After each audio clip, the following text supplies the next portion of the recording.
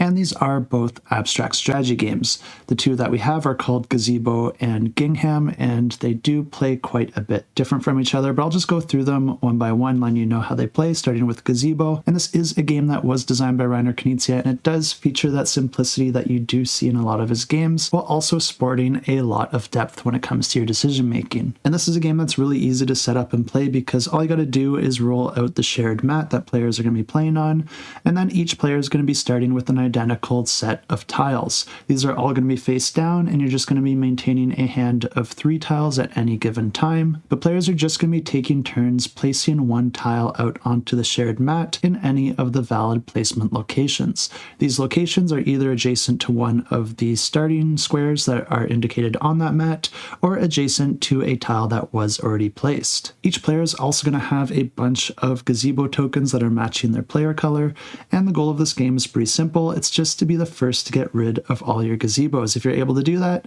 you win the game. Each time that you place a tile, there's 2 ways that you can put these gazebos out into play, assuming that you meet either of those requirements. The first one is pretty simple. Anytime that you create a group of at least 2 matching icons, that does allow you to place a gazebo out on that group. And you can see here that the orange player was able to place a tile that created a group of 2 green icons, and therefore they were able to put their gazebo there. But the second way they can place gazebos out onto the mat has to do with the way that this pink one is placed out, because there are these blue icons printed across the mat, and whichever player controls the most spaces around that location will also be able to put their gazebo there. If we go back to this image here, you can see that the blue player controls 2 spaces around it, but then the pink player actually controls 3 because they're controlling all 5 of these blue spaces, with 3 of them being beside that location. The other thing to note about this is that tiles can be placed together to create these bigger groups of icons, for example with these blue ones here.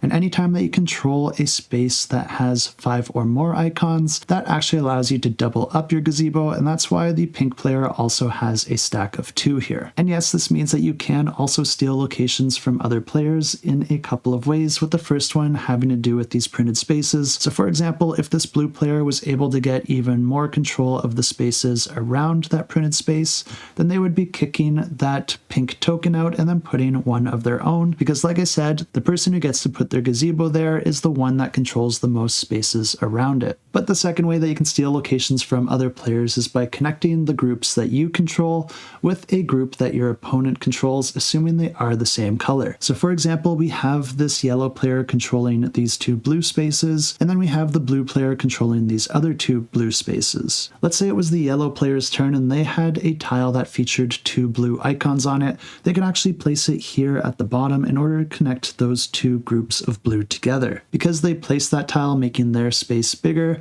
they would actually take control of that whole region, kicking the blue player's token out, and then also that would be more than 5 spaces, which means that they could double up their token, getting rid of 2 of their gazebos in that single space. And that's pretty much how you play this game, and if you are interested in it, you can check out the campaign in the description below. But that is not the only game in this campaign, so let's go ahead and check out Gingham. And I really do like the theme with this one, because in this game, players are going to be controlling ants, trying to collect the most sweets in order to win the game. The main board features a grid pattern, and you're going to have a bunch of different sweet tokens randomly assigned into the different intersection points. Some of these tokens will have matching icons, and players are going to be trying to place their ant tokens out in such a way that they're connecting those same icons together, because if you're able to do that, then you can actually consolidate those tokens into a single stack, and if you fully encapsulate that stack, then you can also lock it down and claim it as your own. And this is a game that plays over a series of rounds, but the player who goes first each round has a very important role. In order to place your ant tokens out on the board,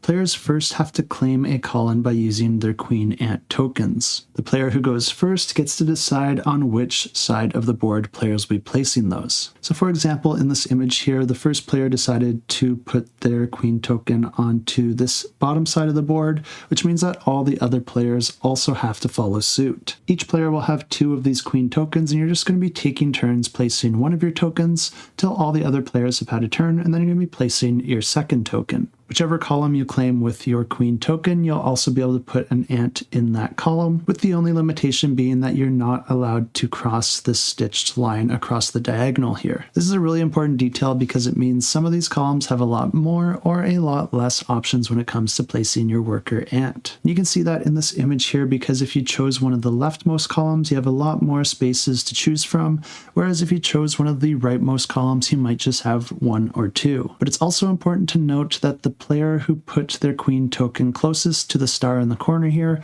also gets to be the first player for the following round. So even though you might be limiting your placement options by choosing one of those smaller columns, you are at least securing the right to go first on the next round and also securing the right to choose which side of the board players will be playing on. In addition to the different sweets that players are trying to collect in order to earn victory points, there's also these sugar cubes that are going to be making their appearance as well, and players can collect those a little bit easier. And those are nice to have because you can actually spend different amounts of them in order to take some bonus actions and use some special abilities throughout the game. Players can also choose to put one of their ants into a location that already has an opponent ant there, and whenever you do that, you're going to be kicking that ant out and taking its place, but this does also allow that other player to place that ant anywhere they want on the board. But the game just continues like this, with players taking turns claiming different columns, putting their worker ants out onto the board and trying to create the connections between the different tokens in order to then consolidate those tokens into different stacks that they're then trying to circle in order to lock down as victory points. It sounds like a lot when I say it in one breath there, but I guarantee this is a game that's not too difficult to teach and play. And if either of these games look interesting to you, you can check them out, and I will have a link to the campaign in the description down below.